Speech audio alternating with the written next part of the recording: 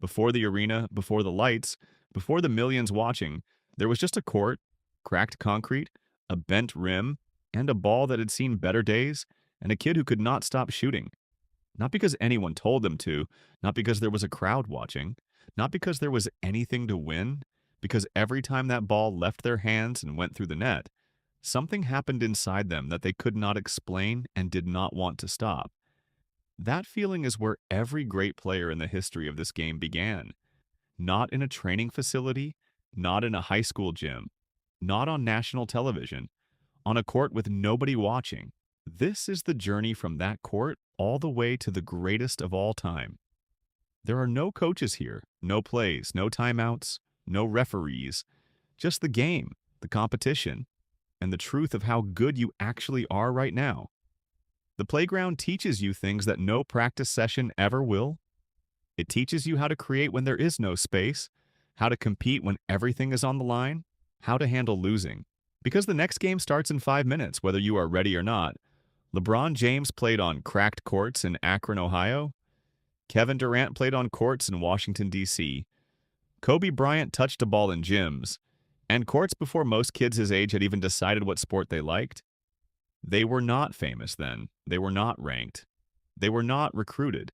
They were just there every single day getting better because they could not imagine being anywhere else. This is rank one, the playground kid. The game chose you before you chose it.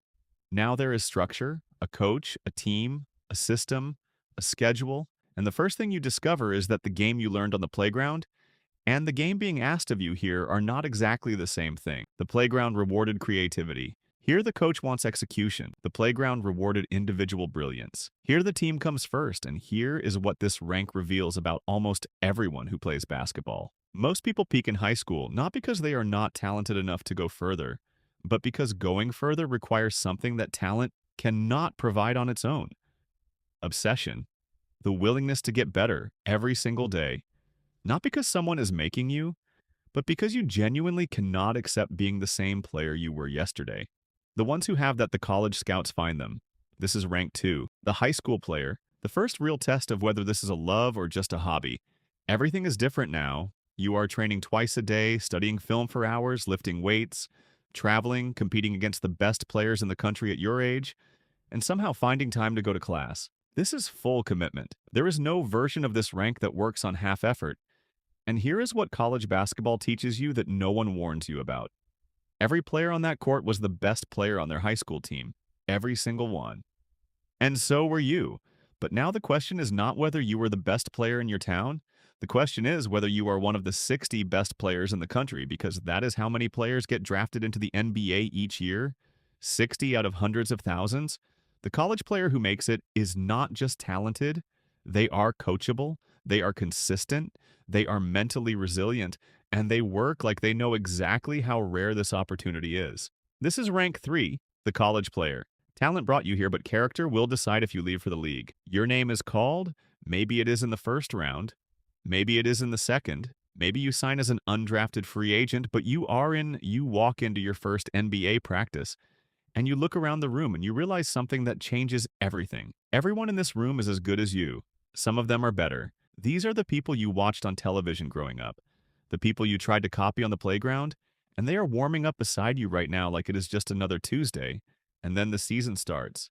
82 games? Travel. Back-to-back nights, hostile crowds, every opponent trying to make you look like you do not belong here. Around game 50, the rookie wall hits. Your body is tired in a way that sleep does not fix. Your mind is tired in a way that rest does not fix. And you still have 30 more games to play. The ones who get through that wall without losing who they are, those are the ones who build careers. This is rank 4, the NBA. Rookie, the dream is real now, and real is harder than the dream. You earn this not with talent, with consistency. Every practice, every film session, every game where you showed up. Even when your body said no and your confidence said maybe, your name is in the starting lineup. But here is what this rank teaches you about the NBA. The whole league knows who you are now. Every team game plans for you. Every opponent watches your tendencies. Every coach knows your left hand from your right. Every scout has seen every weakness you have.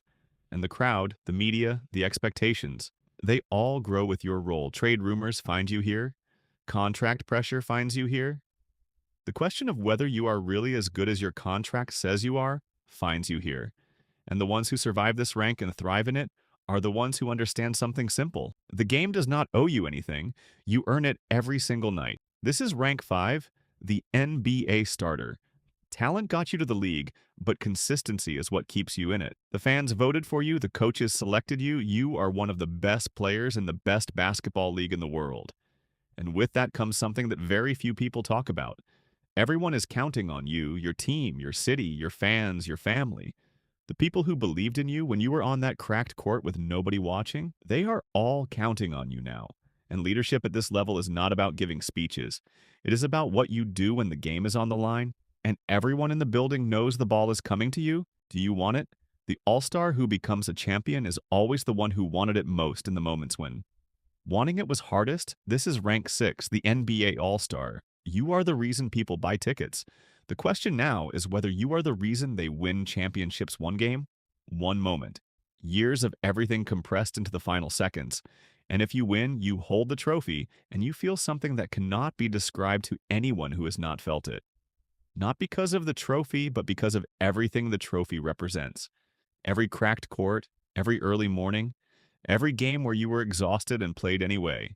Every doubt that tried to tell you that you were not good enough. Every person who believed in you when you did not believe in yourself. All of it in your hands. Michael Jordan, LeBron James, Kobe Bryant, they did not become legends because they were the most talented players in the game. They became legends because in the moments when everything was hardest, they refused to be anything less than what their team needed them to be. This is rank 7, the champion. Here is what every rank of basketball teaches you. The game does not care where you started. It does not care how talented you are. It does not care how much potential people say you have. It only cares about one thing. What do you do with the time you have on the court? Because the player who makes the most of their time is not always the most gifted. They are the most dedicated, the most consistent, the most willing to do what others will not do, so they can have what others will not have. So here's your question, not about basketball, about your life. What rank are you at right now? And what would change if you treated every single day like it was Game 7 of the finals? Because somewhere on a court right now, a kid with worn-out shoes is shooting alone in the dark, with nobody watching, and they have no idea what they are about to become. Maybe that kid was you. Maybe it still is.